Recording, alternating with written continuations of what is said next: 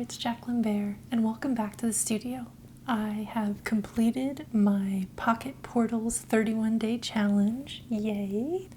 And I painted 31 landscapes over the course of, well, let's just say it blended into November, but that's totally okay, it's just part of the story. But I have all of the paintings in these little tins, and I'll be honest with you, completing 31 paintings felt daunting at times, but I just kept returning to it.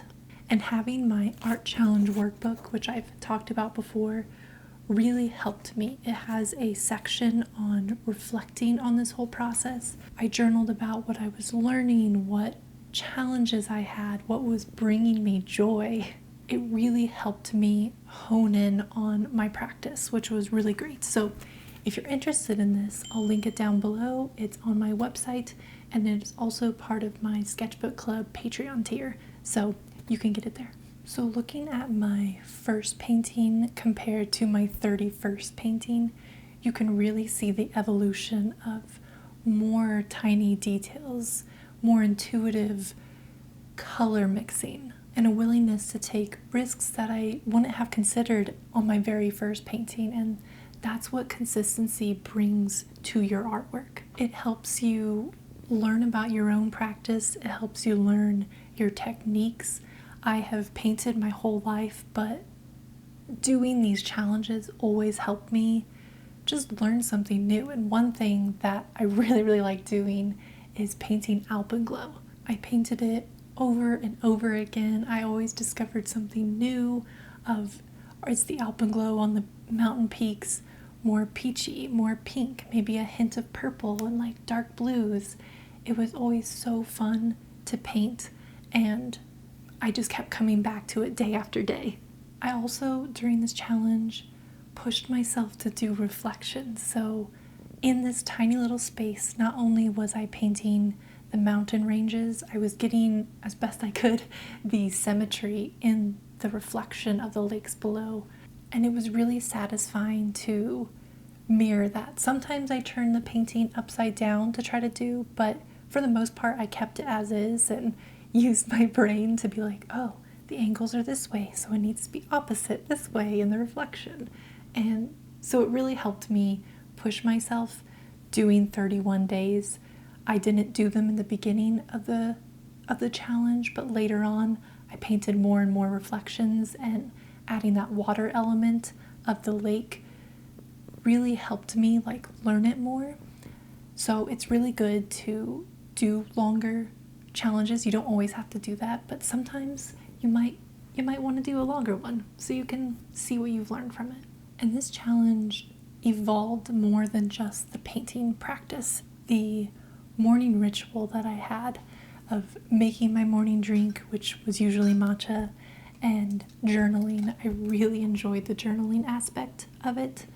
Also, for my birthday at the beginning of the month, I got a new pen with ink, so that made me even more excited to journal with that pen, which was really fun to do. But journaling each morning of the painting I was about to do, so the landscape, and usually it triggered memories of that place, or maybe it was just journaling about how I was feeling that day. But a really cool thing emerged from journaling, even just within the first few days. I wanted to celebrate these paintings, and the best idea I came up with was to throw a tiny art show with my friends, and I am so glad that I did that. I wanted to share these tiny paintings, these tiny worlds with the people that I care about a lot. So I was really thankful for this journaling practice that came with it, because I don't know if I necessarily would have journaled those ideas of, hey, you want to throw a tiny art show at the end of this. So I want to show you all 31 paintings. I have them here, and also I'll talk about this later, but I did sell some already, so I'll just put in B-roll of me painting them. So let's dive in. So I stored them in this little tin that I got. So it's really fun to like have it in there. So the first one is the Grand Tetons in the fall time. My day job being an elopement photographer, I travel for work, and I usually get to go at sunrise or sunset with my couples. and being able to take some landscape photos. I give them to my couples, of course, but it's also really nice because it's been really great for me to have those reference photos. So this is one of my favorite hikes in the Tetons during fall time, seeing all the different fall colors. That was really fun to do. The next one I did was Mount Rainier at sunrise. I've been to this spot many times.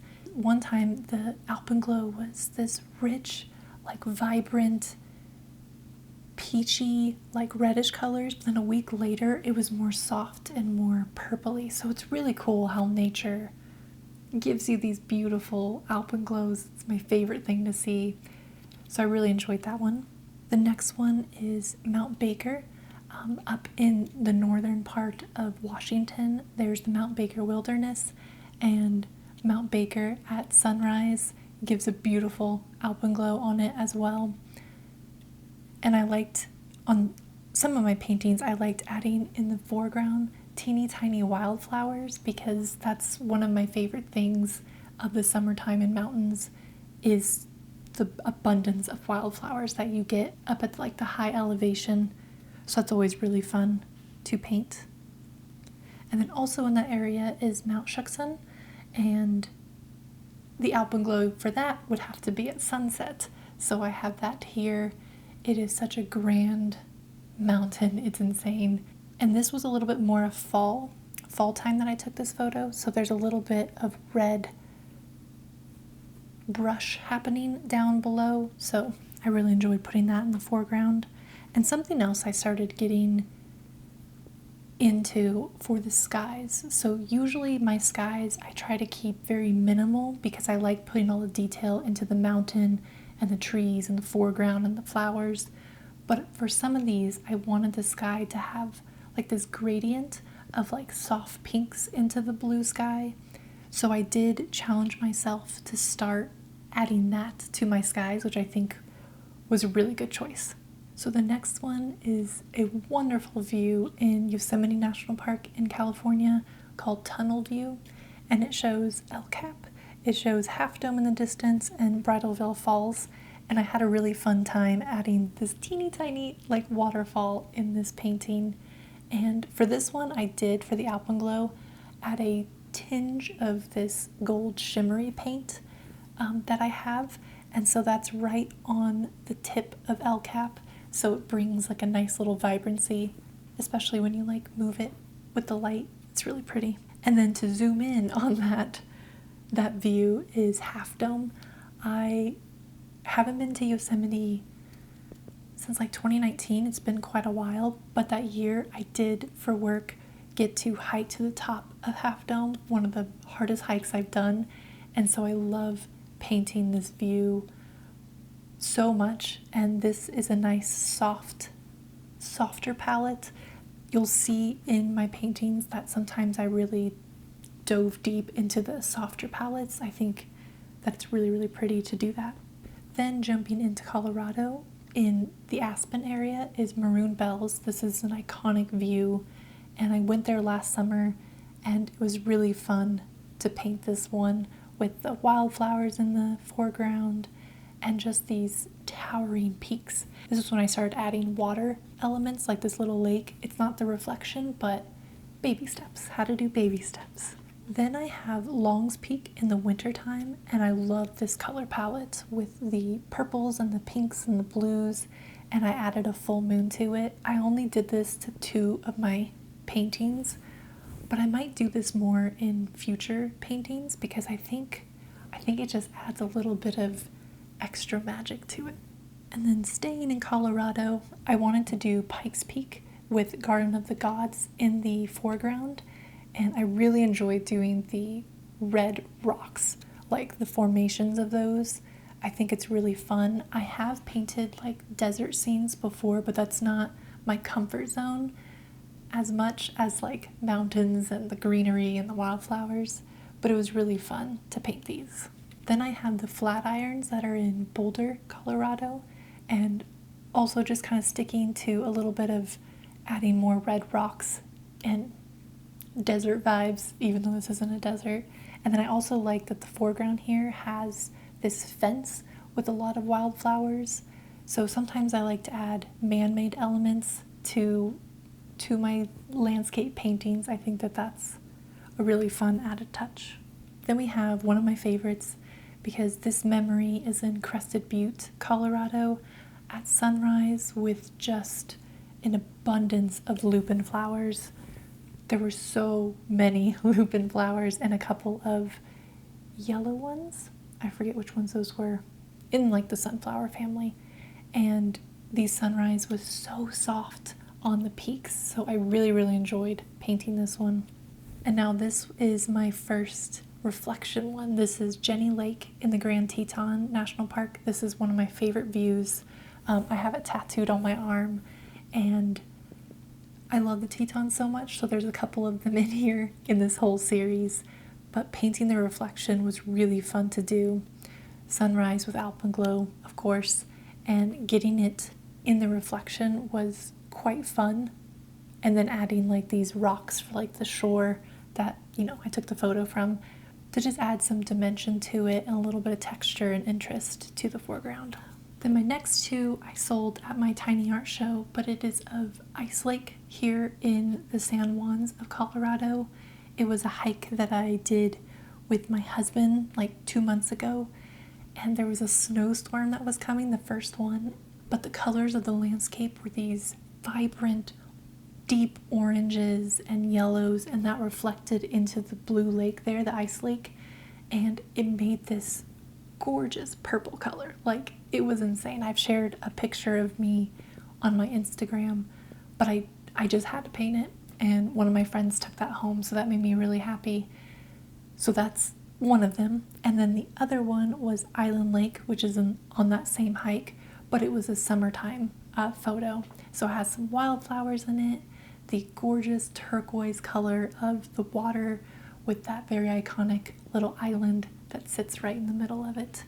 That was a really fun one to paint, which I painted that last year as a larger painting, but it was really fun to paint itty bitty. So then I have Kolchak Lake in Washington, and this was a fun, vibrant alpenglow, like more orangey peach, and doing the reflection of that was tricky, but really fun to do. I really enjoyed that as well. And then sticking with the bold alpenglow, not so much the soft colors, I have Dream Lake in Rocky Mountain National Park, and this is a pretty one. The lake also reflected like these really pretty purples. I love it when lakes can turn different colors depending on the lighting, is there cloud coverage, is it a bluebird sky day. It's really fun to see what lakes do, and so I had a lot of fun with that one, painting lakes and reflections. So you're going to probably see that more in my paintings in the future. And then going back to Washington, this is Diablo Lake in the North Cascades. This was very fun to do. I tried to keep the palette a bit more blues and that twilight feel of being in the Pacific Northwest, and the watercolor was really pretty to do. It wasn't a reflection per se, but it was a good color of the lake to do with like the little tiny islands. I love it when lakes have like little islands. Like, it's so whimsical. Then the next one was Tipsoo Lake in Washington and Mount Rainier, and that one has also sold, but that one was soft pinks and creams and had a beautiful reflection in it, and definitely one of my favorites to paint. And I think I want to paint that one more, maybe on a bigger scale or something. But Mount Rainier is such an iconic volcano mountain, in Washington, that I knew I had to paint it multiple times, because I know that so many people have been there and have great memories of the place. So I wanted to share that. Then I have Mount Shasta in California, and this had a really pretty, like, soft pinkish but bold, I know those are like contradictory, but of the alpenglow, and then having these really pretty greens of the trees, and painting trees between Colorado and California and Washington, and Wyoming and different things. It's really fun as I'm painting them to be like, oh yeah, trees are all different. The branches will come out differently. There'll be different green colors. So popping into some trees of California was tricky but fun. Then I have this really pretty Mount Hood of Oregon, and I really enjoy the most about this is not only just the soft light on the peaks, but how I did the foreground of the hills, blending the light green in with the dark green for the shadows, and then adding all these bajillion tiny little lines to represent the trees. I really enjoyed doing this one. It was very meditative of painting it. Then I wanted to do some from Glacier National Park up in Montana, and this is the Going to the Sun Road. If you've ever done it, it's such a gorgeous road to drive up, but this is like the big bend like up there, and the towering peaks and the wildflowers and the trees. Like this one has a lot of depth to it. Like you can really feel the grandness of these mountain peaks so much. So this is another favorite of mine. Then I have Crater Lake in Oregon, and this was so special with the alpenglow happening. It was cloudy, so the clouds had alpenglow. I call it cloudenglow. Just these soft pinks, and it reflected back down in the lake, making it this vibrant purple color. Like, it's so amazing what Mother Nature can do. And so I really enjoyed painting this one. The next one is Emerald Lake in Colorado. That a friend got that one too, but it's really pretty. That was sunrise. So it's really soft. It has the lake, and she got it. She was like, oh my gosh, I have such great memories camping there and being around there, that she's like, I want this painting. And I think that that's so cool when you can see one of these places and have such a great, strong memory to it that you want to like encapsulate it in this tiny little, little painting that I did. Like, it does it for me, so I'm so happy that it does it for other people. Then I have another one in Glacier. This is the St. Mary's Lake, and this one was tricky. This one I tried painting a rainbow in it, but it did not work, so I ended up painting over it in the sky. You can't really tell, but I know that it was there. So there's a hidden little rainbow under the layers here. But I really like the color palette of this one. I started leaning into softer color palettes, which was really fun. It's definitely my style. Now if a photo, because I use reference photos, my own reference photos for these, if it was a bolder, more vibrant color palette, I did paint that, but I really enjoy when it's like a nice soft color palette. The next one is Picture Lake in Washington of Mount Shuksan, and I really like this one. I added the moon to it, and it's a moon in the reflection, so it's even more magical. I really enjoyed that, and the friend that got that one, I'm really excited to see how she frames it. She has like this whole idea. She builds frames and does that, so I'm excited to see how she frames her tiny little painting. But that one started getting me into painting darker shadows and adding more contrast. It was kind of like a twilight hour, like right after the sun had set. I wanted to challenge myself with doing that sort of color palette, and I think it really paid off, and it looks beautiful. Then I have another Teton one. This is from Schwabacher's Landing. This is where you can usually get a really good reflection of the Grand Tetons. So I'm really happy with this one. I think it turned out really, really well.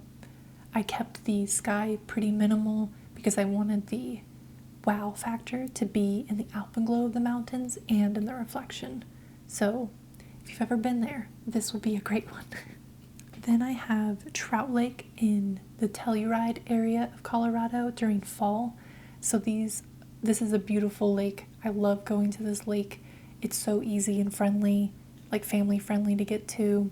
I've had picnics here, and the fall colors never disappoint. So if you're looking for like an autumn fall color of peak aspen colors, this is the one.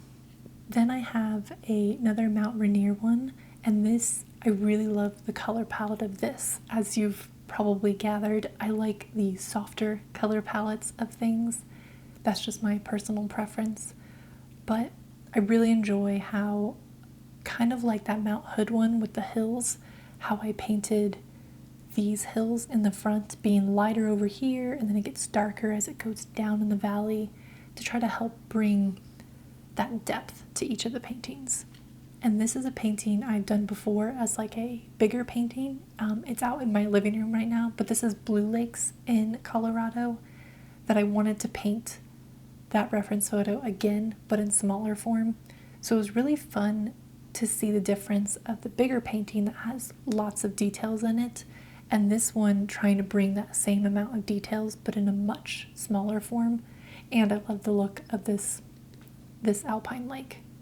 And for my last two paintings, I wanted to do some from Canada, in the Banff National Park. And this is a moraine lake. I think I'm saying that correctly. And this was a really fun one to do the reflection of. And then the lake is kind of turquoise, so I kind of did a nice lighter, like transparent painting technique with a more turquoise emerald type color to put on here to make you, I don't know, just see that it's very lake-like, if that makes sense. And I love the details of this one a lot. I think it turned out really beautiful, and it's such an iconic view there in Banff. And my last painting, one of my friends got, and it's probably my favorite one. I love the detail that I got in it. I took like everything I learned from this whole entire challenge with adding alpenglow, with adding more tiny details, especially with the trees. Like I added like 100 different tiny trees like into this painting, and adding that darkness to it, adding more depth to it, and the contrast to it. I think that it turned out really beautiful, and it was very striking of a tiny little painting. So I'm really happy that another one of my friends got to take that one home. Painting these landscapes remind me how much I love being in nature, hiking to alpine lakes, being amongst the wildflowers, waking up for sunrise to see these epic, beautiful places, and just how much I love adventuring. And speaking of adventuring, I have a holiday sale right now for my other business, Sälka. If you haven't heard of it or seen it, it is where I sew and create lightweight gear for artists. I have my Sälka slings in a variety of colors. These are the ones that have a zipper pouch so that you can put things in the front. I also have some with mesh pockets. That was my original design, and that's really fun because these little minis can fit like perfectly in the front pocket. So I have minis. I also have the Pika pouch here. This is one of my favorite things. I carry it with me every day, so it's kind of like my wallet / purse. So I have this size. I have pencil pouches. I have lots of different sizes of lightweight, water resistant, recycled material gear for artists. So my holiday launch last winter sold out several times, and stock was more limited. So for this winter, I've already been planning like the logistics and getting ahead of sewing so I can create even more Sälka goodies for you all. So whether you're shopping for the artists in your life or treating yourself, this is the perfect moment to grab the Sälka art sling you've been eyeing. Whether you're looking to use it in your own studio, get organized for upcoming travel plans, or dedicated more time to creating art in the new year, I would love to sew you something special. So since every piece is handcrafted here in Colorado in my studio, I want to give everyone plenty of time to place their orders so I can get them sent before the holidays. So feel free to check out the link that I will leave down below so you can see all of the amazing goodies that I have to offer. All right, let's talk about the art show. So as I said, when I was journaling, I knew I wanted to celebrate by doing a tiny art show with my friends. I had it hosted at one of my friends' house because my apartment is way too tiny, and while tiny art show is, the theme, I thought that the tiny apartment was probably just too small for the amount of people I invited. So I hosted it at a friend's house, and it was so much fun. I even created these tiny newspapers as like a party favor for everyone. So I called it the Pocket Press, and volume 1, number 1. It's the only one I'm going to make. And I wrote different articles in here about painting small, thanking them for being there that day. There's even like tiny little art related horoscopes in here. And I even created online, there's like this free create a word search or a crossword puzzle. So I had it generate one for art related words and things. So I thought that was a really fun little touch. I used some of my thread to like tie it like it's a bundle of newspapers. So cute, and everyone loved it. They thought it was really, really adorable. It was just a really sweet like keepsake to give all of my friends, thanking them for being there. So I spent some time figuring out how I wanted to display them, and behind me you see I have the letterpress drawer. Well, I had a second one that had just been like sitting off to the side because I didn't know what to do with it. So I thought that would be perfect to showcase all of these tiny little paintings, and it worked wonderfully. I kept all of my paint palette paper that I had used, and I had like 8 sheets of these by the end of it, 8 or 9, and I cut them. These are just all the scraps, but I cut them into the shapes that would fit inside of each of those little compartments. And so with each painting, the palette kind of around it was the colors of that painting. So it was a really visually striking way to showcase all of my tiny paintings. And I also brought my magnifying glass. You don't need it to see all the details, like you can just look at it closely and see it, but it was a really fun, interactive way for my friends to sit there with a magnifying glass and kind of look, and hearing them be like, whoa, look at these extra details, and like, wow, that's such a tiny little like lines that you did, like how did you do that? And I brought my paint brushes that I use, because I only use 3 brushes, 2 of them being really, really tiny detailed brushes. And so I had those there so they could like physically see the tools that I used as well. And I think it just worked wonderfully. And it was really fun because my friends, they would lean in, look at the paintings. They asked about the locations. They shared their own experiences of each place that they've been before.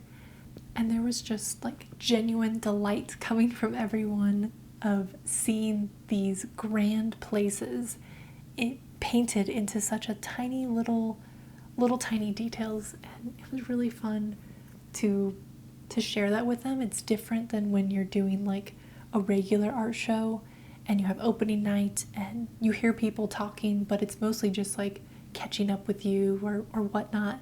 So this felt like a much more like intimate way of being able to share my paintings. And I gave like a little tiny speech to kind of like talk about it, because everyone was kind of asking the same questions as they were coming in. So it was really fun to just talk to the group and tell them about it.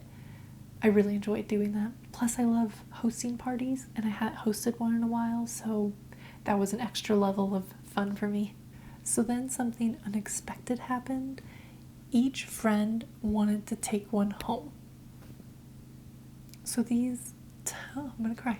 These tiny little landscapes that I had been creating each morning found homes with people that understood their value and the details and the effort that I put into all of this.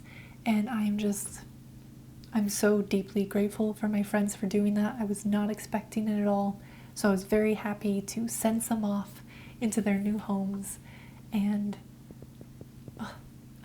I'm really, really grateful for those wonderful friends and for doing something like this. And yeah, I like doing art shows. I try to do one once a year. Last year I did one in a coffee shop, and that was really fun to do, but it was not near the experience of having a small little art show where you just invite, a certain amount of people. Like it was such a rewarding experience to do that. So I encourage you with your art to maybe do like an at home or at a friend's house if you have too small of a home art experience with your friends. I think that that's such a fun way to bring people together and to support each other, because some of my friends are artists and they're like, ooh, I want to do that. Some are not artists and they just loved coming to it. So I encourage you to maybe do something like that. And if you want to see my videos about my coffee shop art show, I did do some videos on it. I'll link that down below for you. And the remaining paintings from my Pocket Portals whole art challenge are on my website right now, so you can go check those out if you want to bring one home too, which I would be equally grateful for. So I will leave that down below as well. So as you know from my previous videos, I was in this creative slump, and this challenge helped me so much get out of that.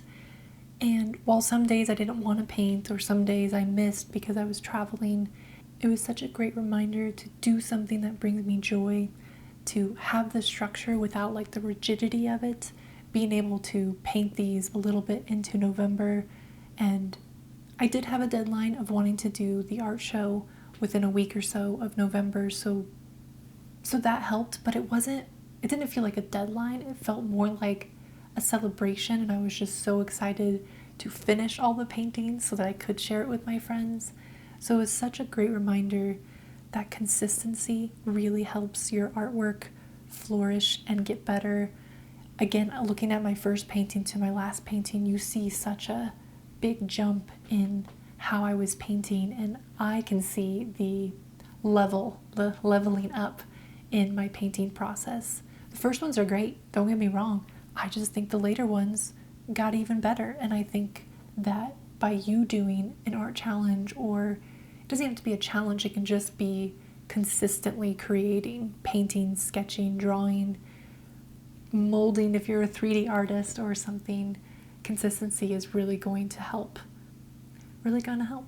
So now I've already been conceptualizing my next project I want to do. I don't know when I'm going to do it. It might be after the holidays because I'll be sewing a lot. I'll be doing holiday things. So I'm thinking I want to go bigger. I have this bigger canvas that I've been eyeing. It's sitting over there. And so I'm thinking of fun things I want to do with a bigger painting. Because after a month of painting tiny, I think I'm ready to go big. So stay tuned for that. We'll see what happens. And I want to address something. So while I was painting this, I was videoing it. You will have seen a lot of it in this video right now. And I was sharing it on YouTube Shorts and Instagram Reels. But I did not film the last 6 paintings for a few reasons. One, I was kind of tired of filming the process for each day. And my editing of it kind of felt like it was kind of the same over and over. So I didn't want to take away from my creativity of painting and learning all the things that I just discussed. I wanted sharing it to be more effortless and fun. So I really only shared about half of, I think I shared to day 16 of little like shorts and reels. But then I did just share the day 17 through 31 as just photos, because I did still take photos of each individual one so that you can see it. So I do apologize that I didn't really keep up with documenting and sharing it in that way, but that wasn't really the point. The point for me, the main focus was to show up, to paint, to learn from painting, and if I happened to share it, then I shared it. And I knew I was going to make this YouTube video, so I knew I would have a plethora of B-roll clips to be able to share with you, which you will have seen in this video. And sometimes we need to release the pressure of documenting everything perfectly and just focus on doing the work itself. If you've been feeling creatively stuck, if you've been wanting to establish a consistent practice, if you're craving structure with room for exploration, I highly recommend doing an art challenge. It doesn't have to be 31 days. It doesn't have to be painting small. It doesn't have to be painting landscapes like I did. Just commit to showing up and seeing what unfolds. Thank you for following along this journey. If you'd like to see the paintings in detail or bring one into your own collection or even get the art challenge workbook to start your own challenge, visit the link below. And if you want ongoing creative support and resources, you can check out my Patreon, where the workbook is included in my Sketchbook Club tier. And if you are doing your own art challenge, I'd love to see your work. I had somebody actually email me a picture of one of their paintings of, I believe it was also Dream Lake. I had shared it on social media and she emailed me it. And so we had like this lovely little conversation, and I really enjoy seeing what you guys create. So feel free to DM me, email me, tag me in things. Another gal went fishing on the river, so she was in her boat, and I think it was like her partner was fishing and she brought all of her art supplies and she shared that with me. And I love this community that I have built with all of you. It's really, really something special. So until next time, keep painting, keep creating, keep exploring, and I'll see you in the next one. Cheers.